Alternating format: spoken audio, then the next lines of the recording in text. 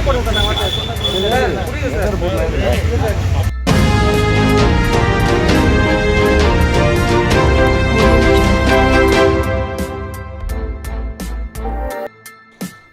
வழக்கில் புகார் கொடுத்தும் நடவடிக்கை எடுக்காததால் காவல் நிலையத்தில் இளைஞர்கள் உறவினர்களுடன் தர்ணா போராட்டத்தில் ஈடுபட்டனர். திண்டிவனம் கோட்டைமேடு மசூதி தெருவை சேர்ந்தவர் பக்தவச்சலம் மகன் விஜய். இவர் கடந்த 27ஆம் தேதி நண்பர்கள் அருண் மற்றும் மனோகர் ஆகியோருடன் பூதேரியில் சாமி ஊர்வலம் பார்க்க சென்றுள்ளார்.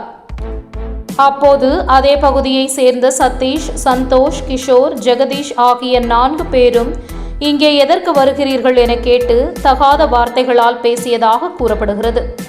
இதனால் விஜய் மற்றும் அவர் நண்பர்கள் அங்கிருந்து வீட்டிற்கு சென்றுள்ளனர்.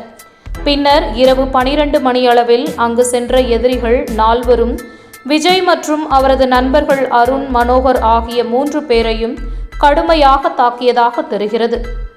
இது தொடர்பாக விஜய் திண்டிவனம் காவல் நிலையத்தில் புகார் அளித்துள்ளார். புகார் அளித்தும் எந்தவித நடவடிக்கையும் இதுவரை எடுக்காததை கண்டித்து இன்று திண்டிவனம் காவல் நிலையத்தில் விஜய் மற்றும் அவரது நண்பர்கள் உறவினர்களுடன் தர்ணா போராட்டத்தில் ஈடுபட்டனர். பின்னர் தர்ணா போராட்டத்தில் ஈடுபட்டவர்களிடம் போலீசார் சமாதான பேச்சுவார்த்தை நடத்தினர்.